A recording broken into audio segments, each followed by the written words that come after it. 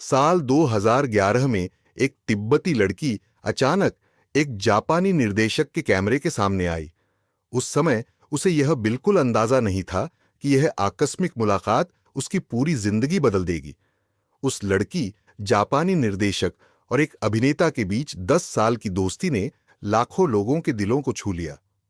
इस कहानी ने बता दिया कि इस दुनिया में आज भी शुद्ध और खूबसूरत रिश्ते मौजूद हैं। उस लड़की का नाम था त्सीमू। 10 साल बाद जब त्सीमू और डोंगडोंग ने फिर से फोन पर बात की तो त्सीमू अपने आंसू रोक नहीं पाई। उसकी आंखों में चाहत थी, लेकिन साथ में हिचकिचाहट भी थी। वह जानती थी कि वह अब पुराने दिनों में वापस नहीं जा सकती, फिर भी डोंगडोंग भाई हमेशा उसके दिल में एक खास जगह रखते थे। 很少的，我觉得很厉害，佩服佩服。哦，好想去哦。厉害。对，以后我们肯定有机会见的。 साल 2011 में प्रसिद्ध जापानी वृत्तचित्र निर्देशक ताकेउची रयो अपने चीनी जापानी मिश्रित अभिनेता डोंगडोंग के साथ खूबसूरत शांग्रीला पहुंचे। वे यांगत्जी नदी पर एक वृत्तचित्र फिल्माने आए थे। जब वे पर्यटक स्थल में दाखिल हुए तो मोड़ पर उन्हें एक तिब्बती लड़की मिली। वह एक छोटे मेमने को गोद में लिए पर्यटकों के साथ फोटो खिंचवाने का इंतजार कर रही थी। वह लड़की त्सीमू थी। उस समय वह अभी 18 साल की भी नहीं हुई थी और उसके चेहरे पर मासूमियत साफ झलक रही थी। पारिवारिक परिस्थितियों के कारण त्सीमू को चौथी कक्षा के बाद स्कूल छोड़ना पड़ा था। उसने कभी अपने गांव से दूर यात्रा नहीं की थी, इसलिए कैमरे के सामने वह थोड़ी घबराई हुई और संकोची लग रही थी। जब उसने शर्माते हुए अपना मास्क उतारा तो उसकी साफ आंखें और खूबसूरत चेहरा देखकर डोंगडोंग का ध्यान तुरंत खींच गया। उन्होंने उत्साह से त्सीमू के साथ फोटो खिंचवाई। उस समय त्सीमू को यह अंदाजा नहीं था कि यह आकस्मिक मुलाकात उसकी जिंदगी में बड़ा बदलाव ला देगी।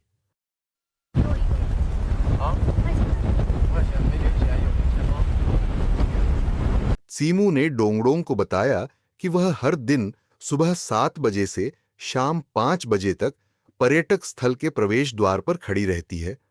वह पर्यटकों के साथ फोटो खिंचवाने का इंतजार करती है और एक बार फोटो के 10 युआन मिलते हैं। लेकिन अंतर्मुखी और शर्मीली होने के कारण कभी-कभी वह पूरा दिन ठंडी हवा में खड़ी रहती थी और कोई भी पर्यटक उसके साथ फोटो नहीं खिंचवाता था। दयालु डोंगडोंग ने तुरंत निर्देशक और कैमरामैन को बुलाया।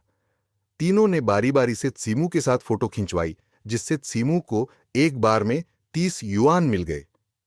आभार व्यक्त करने के लिए त्सीमू ने खुशी से उन्हें अपने घर आमंत्रित किया। त्सीमू के घर जाने के बाद डोंगडोंग तुरंत वहां की अनूठी सजावट से आकर्षित हो गए। त्सीमू का घर सादा था, लेकिन बहुत साफ सुथरा था। हर जगह गहरा तिब्बती सांस्कृतिक माहौल था। त्सीमू की मां चीनी नहीं बोल सकती थीं, वह बस पास बैठकर मुस्कुराते हुए उन्हें देख रही थीं। निर्देशक ताकेउची रयो उस समय अभी चीनी भाषा सीख रहे थे, इसलिए त्सीमू के साथ सारी बातचीत डोंगडोंग ने की। उस दिन त्सीमू डोंगडोंग को मंदिर ले गई और उन्हें स्थानीय कई रीति रिवाजों का अनुभव कराया। 就是拜佛是不能戴帽子的嘛。 डोंगडोंग ने भी त्सीमू के कई सवालों के जवाब दिए। वे दोनों ऐसे लगते थे जैसे बिल्कुल अलग-अलग समानांतर दुनिया में रहते हों, लेकिन एक दूसरे के जीवन के बारे में बहुत उत्सुक थे। त्सीमू के लिए बाहर की दुनिया एक दूर की कहानी जैसी थी। सामने बड़े शहर से आए ये लोग बाहरी दुनिया से जुड़ने की खिड़की जैसे थे, जो बहुत रोमांचक था। जब सपनों के बारे में पूछा गया तो त्सीमू ने थोड़ा हैरान होकर मुस्कुराई। 现在的梦想是什么？ 我没有什么梦想，这我没想过。 जब बाहर की रंगीन दुनिया की बात आई तो त्सीमू को सबसे पहले शंघाई की याद आई। उसने डोंगडोंग से पूछा कि शंघाई यहां से कितना दूर है। डोंगडोंग ने बताया कि हवाई जहाज से 4 घंटे। त्सीमू ने पूछा कि हवाई जहाज में कितने लोग बैठ सकते हैं। डोंगडोंग ने जवाब दिया कि सबसे बड़े हवाई जहाज में एक बार में 400 लोग बैठ सकते हैं। 4个小时就能到。对啊，哈哈，不是吧？真的。我不相信，飞不机里面相信能坐400个人。那天上是不是有那个飞机的路啊？ जब उसे पता चला कि शंघाई की इमारतें 100 मंजिल से भी ऊंची हैं, तो त्सीमू आश्चर्य से अवाक रह गई। 上海最高的100多， 100多。就是我是说这样一楼一楼的，对啊， 100多。对啊，哇，不可能吧？真的，那怎么做出来的？真的，你怎么不相信呢？真的，我们带你去上海，然后就是给你看高楼，然后我们一起坐电梯，怎么样？我不用，真的，我没有骗你。我不用。 त्सीमू की आंखों में चाहत और लालसा को देखकर निर्देशक की अनुमति लेने के बाद डोंगडोंग ने त्सीमू को शंघाई ले जाने का फैसला किया। यह प्रस्ताव सुनकर त्सीमू की आंखें चमक उठीं। वह बहुत उत्साहित थी और विश्वास नहीं कर पा रही थी। लेकिन जब वह परिवार से सलाह लेने के लिए घर गई तो उसे साफ मना कर दिया गया। त्सीमू के चाचा युवावस्था में बाहर गए थे। वे बाहरी दुनिया की जटिलता को जानते थे, इसलिए वे चिंतित थे। उन्हें डर था कि भतीजी को बुरे लोगों का सामना न करना पड़े और वह रंगीन दुनिया से आकर्षित होकर वापस न लौटे। इसके अलावा उस समय त्सीमू के माता पिता ने पहले ही उसकी शादी तय कर दी थी। उसे 18 साल की होते ही एक तिब्बती युवक से शादी करनी थी, जिससे वह कभी नहीं मिली थी। पारंपरिक तिब्बती अविवाहित महिलाओं के लिए शादी से पहले बाहर जाना उचित नहीं माना जाता था। मना करने का जवाब पाकर त्सीमू बहुत निराश हुई।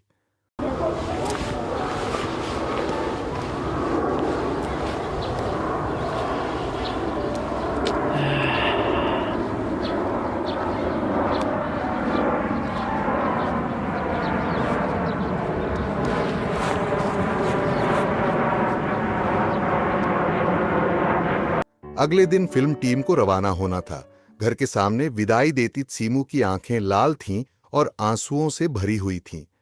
वह जाने को तैयार नहीं थी और उसकी आंखों में गहरा दुख और विदाई का दर्द भरा था। निर्देशक ताकेउची रेओ और डोंगडोंग के साथ कहानी यहीं खत्म हो जाती, ऐसा लग रहा था। लेकिन आश्चर्यजनक रूप से 1 महीने बाद स्थिति में बदलाव आया। त्सीमू की मां बेटी के दिल के दर्द को सहन नहीं कर सकी। आखिरकार उसने चाचा को मना लिया। अंततः मां के साथ त्सीमू उत्साह के साथ शंघाई जाने वाले हवाई जहाज पर बैठी। डोंगडोंग हवाई अड्डे पर लंबे समय से इंतजार कर रहे थे। दोनों ने पुराने दोस्तों की तरह उत्साह से मुस्कुराते हुए एक दूसरे का अभिवादन किया। भीड़-भाड़ वाले स्टेशन पर पारंपरिक पोशाक में त्सीमू और उसकी मां एक खूबसूरत नजारा बन गई थी। फिर डोंगडोंग ने त्सीमू को मेट्रो में बिठाया। पहली बार मेट्रो देखकर त्सीमू उत्साहित होकर चारों ओर देखने लगी। मेट्रो से बाहर निकलने के बाद डोंगडोंग त्सीमू को शंघाई के सबसे व्यस्त इलाके में ले गए। आखिरकार 100 मंजिला ऊंची इमारत को देखकर त्सीमू ने ऊपर देखा और आश्चर्य से भर गई। जब वे पारदर्शी लिफ्ट में 100 मंजिल से ऊंची इमारत पर चढ़े तो त्सीमू उत्साह से कांप रही थी। डोंगडोंग ने उसे आंखें बंद करने को कहा और धीरे से खिड़की के पास ले गए। सामने का दृश्य देखकर त्सीमू उत्साह से अवाक रह गई। 不可能吧？太漂亮了！ पारदर्शी लिफ्ट के बाद दोनों शंघाई बुंद की ओर चले। त्सीमू की उत्साहित अभिव्यक्ति देखकर डोंगडोंग गहराई से द्रवित हो गए। उन्हें अपने गांव से पहली बार जापान जाने की भावनाएं याद आ गईं। त्सीमू की प्रतिक्रिया बिल्कुल वैसी ही थी। पलक झपकते ही शंघाई की यात्रा समाप्त हो गई। शांग्रीला लौटने के 3 महीने बाद फिल्म टीम को त्सीमू का एक पत्र मिला। पत्र में उसने निर्देशक ताकेउची रेओ, डोंगडोंग और कैमरामैन भाई का एक-एक करके धन्यवाद किया। उसने कहा कि यह शंघाई यात्रा उसके जीवन की सबसे खूबसूरत याद है। त्सीमू ने यह भी बताया कि बचपन में उसने बड़े शहर की यूनिवर्सिटी में पढ़कर संगीतकार बनने का सपना देखा था, लेकिन वह सपना पूरा नहीं हुआ। लेकिन अब उसका एक नया सपना है। वह अपने गांव में एक छोटा होटल खोलना चाहती है। पलक झपकते ही 10 साल बीत गए। एक नया वृत्तचित्र फिल्माने के लिए बिना पूर्व सूचना के निर्देशक ताकेउची रयो फिर से शांग्रीला आए।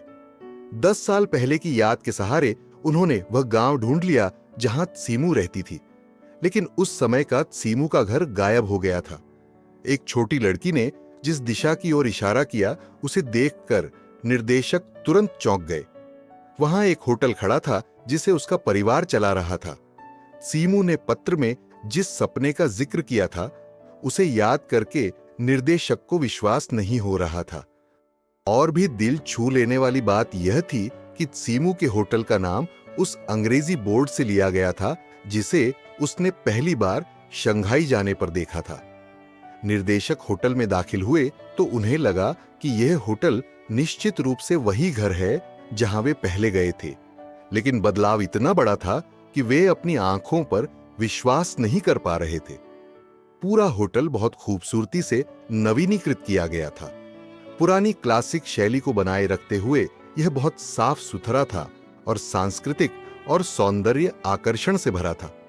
10 साल बाद की यह मुलाकात थी, लेकिन त्सीमू ने दरवाजे में घुसते ही निर्देशक और कैमरामैन को एक नजर में पहचान लिया। वह बहुत अधिक परिपक्व दिख रही थी, लेकिन फिर भी खूबसूरत और उज्जवल अभिव्यक्ति के साथ। त्सीमू ने उत्साहित होकर निर्देशक को गले लगाया। महामारी के कारण अभिनेता डोंगडोंग साथ नहीं आ सके। संक्षिप्त अभिवादन के बाद त्सीमू ने निर्देशक को अपने होटल का उत्साहपूर्वक परिचय दिया। 11月底开业的时候也疫情比较严重嘛，就没什么客人。然后就是刚好过年的时候那段时间就比较好一些，就游客就比较多。然后又是一直疫情，然后就五一这段时间就比较好，就稍微好一些了。来这边请。他变了，来这边请。陈说说话真的变了，说话变了，真的吗？真的，以前不敢说话，现在说话说的，老板，带我上。来这边请。走，你先走，哎呀，太感动了，快哭了。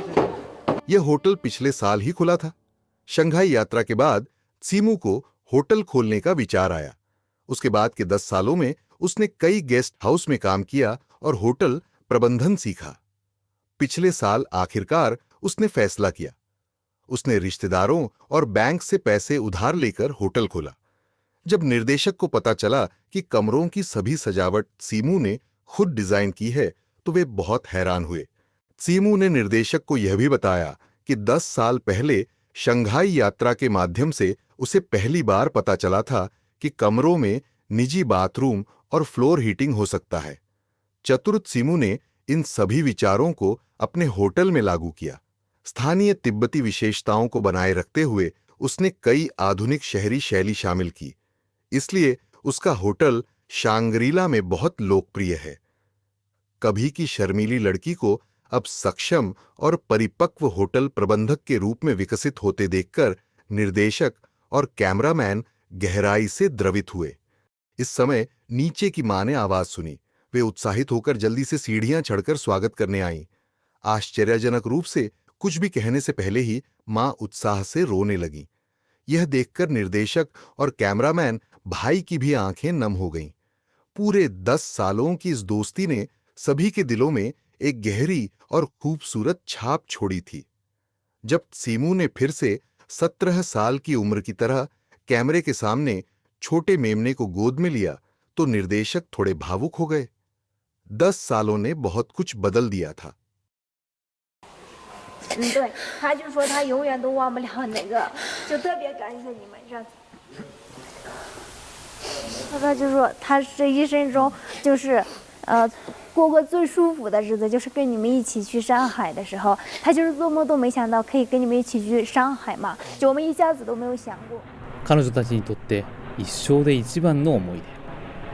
そのきっかけは外の世界を見たいという彼女の純粋な思いを聞いたことだった。 अब का शांग्रीला भी बहुत बदल गया था। पर्यटन उद्योग के विकास के कारण अब लोग केवल फोटो खिंचवाकर ही नहीं, बल्कि तिब्बती पोशाक किराए पर देकर और घुड़सवारी के सांस्कृतिक अनुभव प्रदान करके भी पैसे कमा सकते थे। जिन चाचा ने कभी त्सिमू की शंघाई यात्रा का जोरदार विरोध किया था, वे अब पर्यटन उद्योग के प्रभारी बन गए थे। उस समय की बात करते हुए चाचा ने उज्ज्वल मुस्कान के साथ मजाक में कहा कि शंघाई की बात ही क्या, अब तो वे त्सिमू को विदेश जाने की भी अनुमति देंगे। 当时记得吗？你反对他去上海。对对对，是的，是的。啊，今天2个犯人。现在不反对了，这个把你们带过去了。特别正常。对，现在的话，我们几个我们也突然来的人，对啊，不知道你坏人，对吧？也许我们坏人的话有问题。 别说了，现在是上海，你现在在国外，我也欢迎，真的，真的吗？是国外欢迎，我真的，你带到国外的我们欢迎。思想完全变了。所以这个变化是特别大的，是吧？ महत्वपूर्ण मेहमानों का स्वागत करने के लिए त्सिमू ने घर का सबसे स्वादिष्ट खाना तैयार किया। खाने के दौरान कैमरामैन यांगलिन ने त्सिमू को बताया कि वास्तव में उस समय उसे शंघाई ले जाने को लेकर चिंता थी। उन्हें डर था कि त्सिमू रंगीन दुनिया से आकर्षित होकर अपना शुद्ध और सरल दिल खो देगी। उन्हें लगा था कि वह अपने छोटे गांव में रहना नहीं चाहेगी, लेकिन वास्तविकता बिल्कुल विपरीत थी। बड़े शहर की समृद्धि देखने के बाद त्सिमू ने न केवल अपने गांव से और अधिक प्यार किया, बल्कि अपने गांव को बड़े शहर जैसा अच्छा बनाने का विचार भी किया। 喜不喜欢山龟呀？喜欢呀，喜欢。对，喜欢在。每个人都很喜欢自己的家乡。 अब की त्सिमू अपने जीवन से बहुत संतुष्ट है। उसने न केवल अपना सपना पूरा किया, बल्कि उसके 2 प्यारे बेटे भी हैं। निर्देशक से अलग होने के अगले साल उसने परिवार की व्यवस्था के अनुसार उस तिब्बती युवक से शादी की जिससे वह कभी नहीं मिली थी। पति साल भर बाहर काम पर रहते हैं, इसलिए घर की सारी जिम्मेदारी त्सिमू अकेले संभालती है। मजबूत और खूबसूरत त्सिमू इस बारे में कोई शिकायत नहीं करती, लेकिन अपनी बहन की बात करते समय उसकी आंखों में थोड़ी ईर्ष्या झलकती है। 你跟老公父母决定的呀。啊？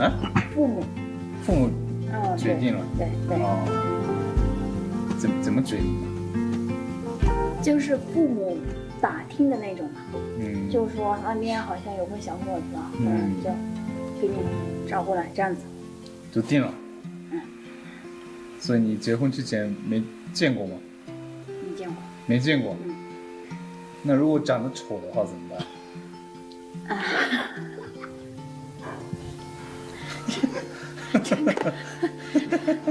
哎，这个就看吧。看吧。哦。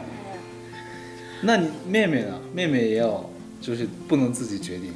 他可以啊，现在不是已经10年后了吗？哦。我们10年前跟那个，哎，妹妹可以随便谈恋爱，对，不行。我不是不行，我17岁，我什么都不知道。就已经决定了，被安排好了。对。 केवल 10 साल बीते थे, लेकिन बहन की जिंदगी उससे बिल्कुल अलग थी। बहन ने न केवल यूनिवर्सिटी में दाखिला लिया, बल्कि माता पिता ने उसकी शादी की कोई व्यवस्था भी नहीं की थी। जब छोटी बेटी ने कहा कि वह 30 साल की होने के बाद भी शादी नहीं करना चाहती, तो पास बैठी मां ने विरोध करने के बजाय मुस्कुराते हुए उसके फैसले का सम्मान करने की बात कही। कहानी के अंत में त्सिमू ने फिर से अपनी पसंदीदा पारंपरिक पोशाक पहनी। वह निर्देशक को 10 साल पहले पहली मुलाकात की जगह पर ले गई। सामने का दृश्य देखकर दोनों गहरी भावनाओं से भर गए। यहां उन्हें केवल डोंगडोंग भाई की याद आ रही थी। त्सिमू के मन की बात भांपकर निर्देशक ने तुरंत अपना फोन निकाला। उन्होंने दूर जापान में डोंगडोंग को वीडियो कॉल किया। त्सिमू ने तुरंत सिर झुका लिया और नजरें हटा लीं, लेकिन अंततः फोन नहीं लगा। 10 साल पहले के खूबसूरत दृश्य एक एक करके दिमाग में घूम गए। त्सिमू अचानक दुखी होकर मुड़ी और रो पड़ी। कोई नहीं जानता कि जब एक लड़की पहली बार प्यार को जानने की उम्र में होती है, तो एक अजनबी के आने से उसके दिल में कैसी खूबसूरत धड़कनें होती हैं। लेकिन ऐसी चाहत और प्रेम की भावनाओं को लड़की की याद में गहराई से दबा दिया जाना था। सीमू के दिल की गहराई में छिपे पछतावे को भांपकर निर्देशक ने जाने से पहले आखिरकार डोंगडोंग को फोन किया। अभी कुछ बोले भी नहीं थे कि सीमू अपने आंसुओं को रोक नहीं पाई। फोन पर उसने सिर्फ इतना कहा, डोंगडोंग भाई, मैं आपसे मिलना चाहती हूं। 记得我吗？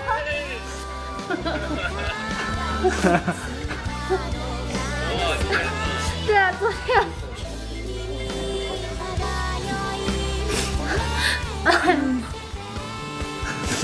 자시대 10 साल का समय लंबा भी लगता है और छोटा भी।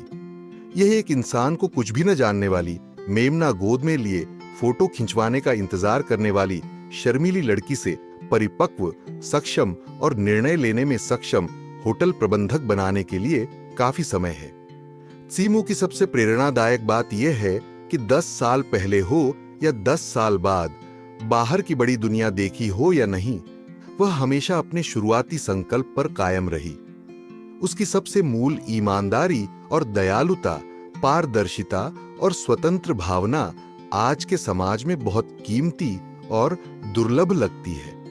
उसके बाद सीमू न केवल अपनी इच्छानुसार डोंगडोंग से मिल पाई, बल्कि निर्देशक ताकेउची रेयो द्वारा जापान में आयोजित यांगत्जी नदी पुनर्मिलन फिल्म प्रदर्शनी में भी भाग लिया। उसने जापान के होटलों का भी निरीक्षण किया। ठीक उसी तरह जैसे शंघाई गई थी, वह जापान के होटल सुविधाओं की समृद्धि देखकर हैरान रह गई। हर कमरे में बाथटब और स्मार्ट टॉयलेट थे। उसने ओपन एयर बाथ में भी बहुत रुचि दिखाई। जापान की यात्रा बहुत फलदायी रही।